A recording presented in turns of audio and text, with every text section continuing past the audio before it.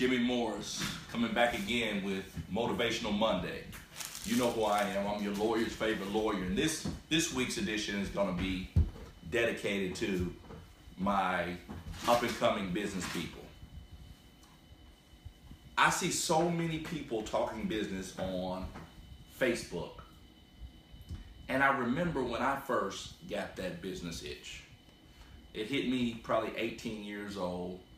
I was a college student, but I really felt like I needed to be a business owner. And I learned so many lessons along the way that were helpful, and I feel bad because I haven't passed any of these lessons on as much as I should. So I figured I would do a Motivational Monday just for my business people, because you know, business people are a different breed. And you know, when you run with lions, sometimes you feel like you have to, you know, give that lion mentality. And I really want to say that I'm impressed by some of you. Some of you all get up every day and y'all dig in and y'all drive for greatness. But I want to give you a few pointers. A lot of times when we're young, especially this age group, and I posted a lot of things that kind of hinted around this on my Facebook page this week. I said he gave me so much gain having someone as an investor, but I wanted to keep such a strong percentage of my business. Now here's the deal. My first business started with very little money. Very little money. I had a connection with a person who ran a dry cleaners, so I decided to get in the dry cleaning business. Got in it and ran it for about 3 months with a good friend of mine. Some of y'all remember Brother Terry. And the business, no matter how great we thought it was, how good our efforts were, how much we slept at the business and tried to be there every day, the business went belly up. Somebody said, Jimmy, you had a poor business model. And I looked at it and you're right, we had a high mortgage, we had high overhead, high employee costs, and we had a discount cleaner, so it wasn't gonna make any money. Percent of a winning business. And that lawyer I was telling you about said, look, I know you, Jimmy, I know your family. I wouldn't give you $20,000. That was the first game. It wasn't hating, he wasn't hating. Because now that I sit in the same position he is, I wouldn't have given me $20,000 either. The other point was, he said 50% of profit is better than 100% of loss. Now, some of you young business people, y'all have a business, y'all come out with a business, and y'all are so caught up in, this is my business, that y'all don't even look at how to expand your business or get critical information on your business or advice from people that have been down that road. And if anybody tells you, you probably should do it differently, and you say, oh, you just hating on me. Constructive criticism is not hate.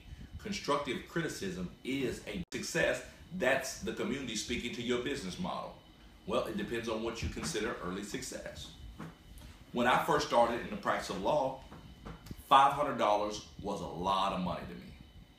Meaning, if I could take a case and get somebody to give me $500, man, I was the man. I was in awe that someone would pay me $100 per hour to do anything. And so I took my first set of cases, $500. I think in my first week, I probably made about $3,000. That's 6 cases. I was the man. I went from law school not having no money, not having any money in law school. I had $3 grand in my pocket. I was the man. And then I had to work those cases.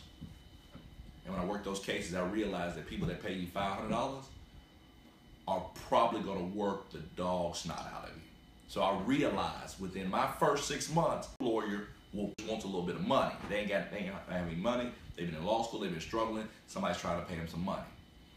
Older lawyers saying, you know what? That seems like more of a headache than it is worth. So I'm going to pass on that. It's kind of like the domino term.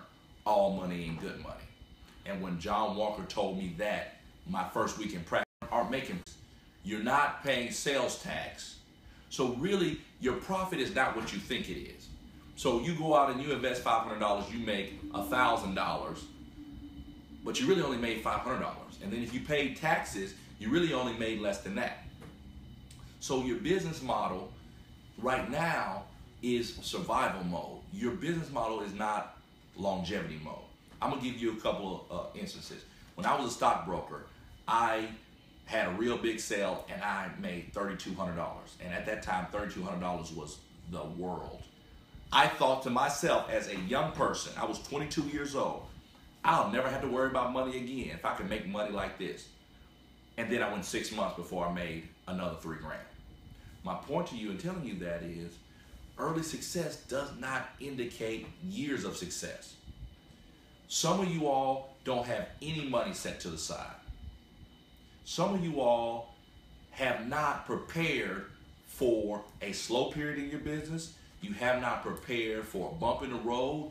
If you have a food service business, you haven't prepared for shortages in that particular area, or rising prices, or if fuel cost, or whatever it takes to get, you haven't even looked into that because you're still in survival mode. And so the next step you do is you begin to live out of the profit. You live out of the profit. You live out of what we would call back in the day, before most of this electronic business, you live out of the cash register.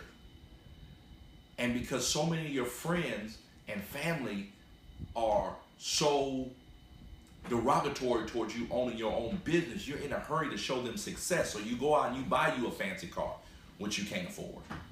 You go out and you buy you a nice place. You go out and you do things big to show I'm successful. But you're not successful yet.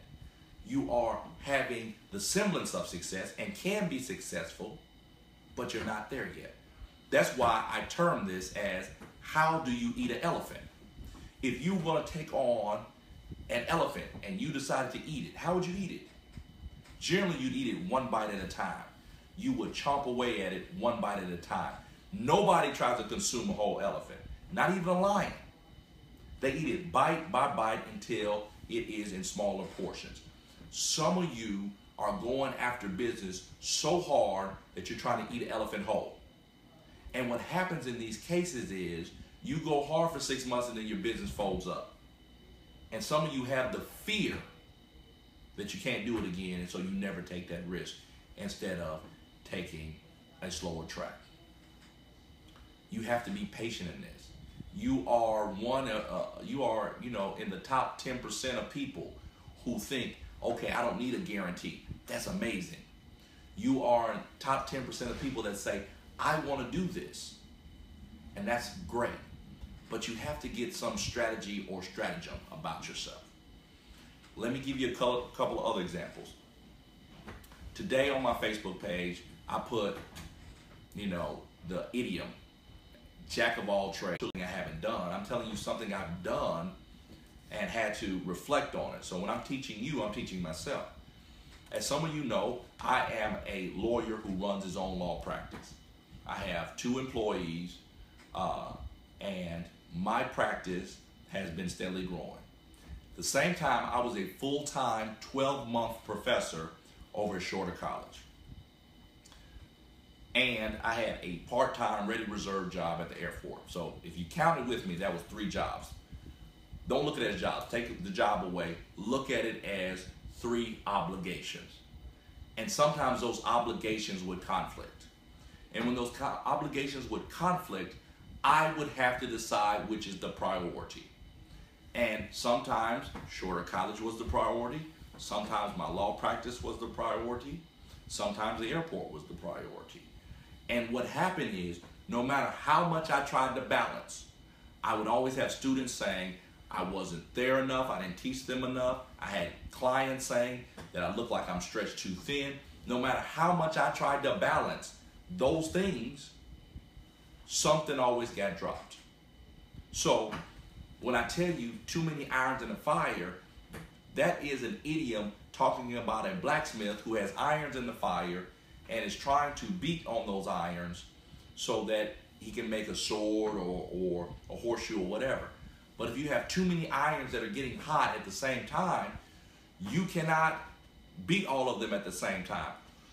So it would be better to have 1 or 2 getting hot so that you can work on those 1 or 2 than to have 10 and not get any effective work on any of them.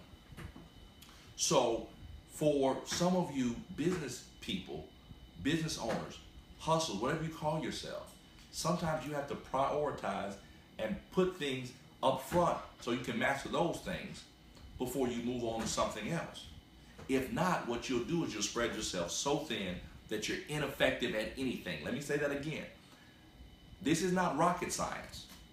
I consider myself a smart person, and I literally outwork a lot of you. When y'all are asleep, I'm working. So I'm not telling you from some connection to it. Last thing, when you're building a business, a house, or anything, the quicker you go up vertically, the less stability you have. If you're going to build a 12-story building, the foundation has to either be wide enough to support that business or that building, or deep enough to support that building.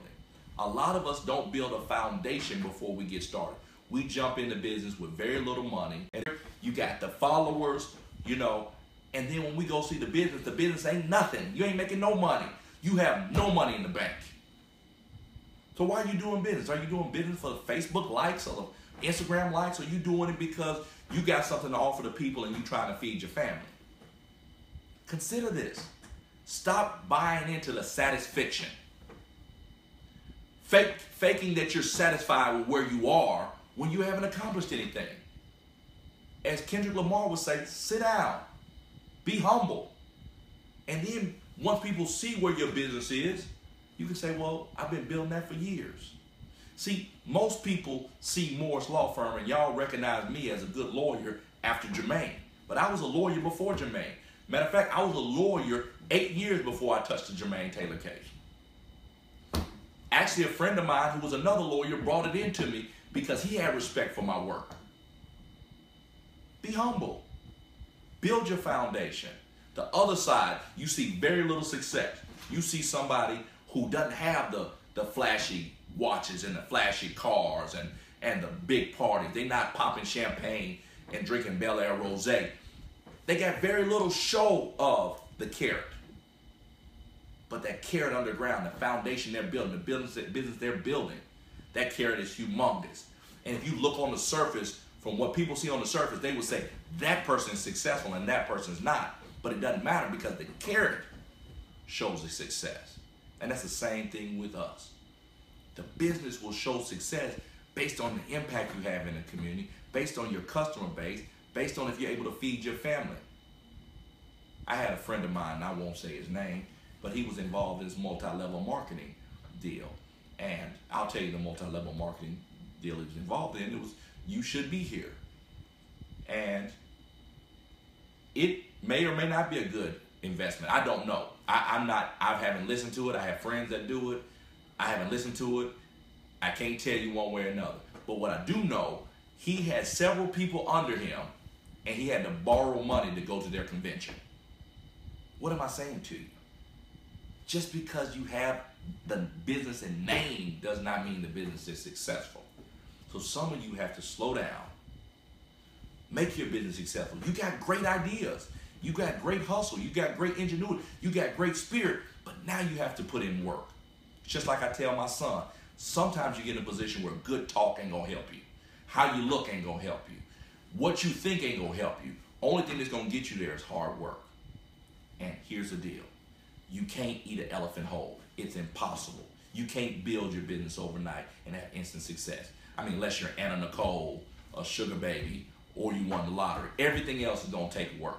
That means your business is going to take work too. You're not going to have instantaneous success. You're going to have semblance of success, but some of that semblance is people that are more suited to do it don't even want that business. So be humble, take your time, build your priorities, get it straight, and build these businesses. Some of you I want to support, but I don't even know what you're doing. You just talk about doing it. Some people want to support you. They want to be there for you. They want to try out what you got. But you got to make it a priority. You got to make it look good. You got to build a business. You got to, at some point, have singularity of focus till you get the business where it needs to be. So with that being said, thank you for listening. May God bless you. And I'll see you next Monday, Motivational Monday. This is Jimmy Morris, your lawyer's favorite lawyer. I'm out.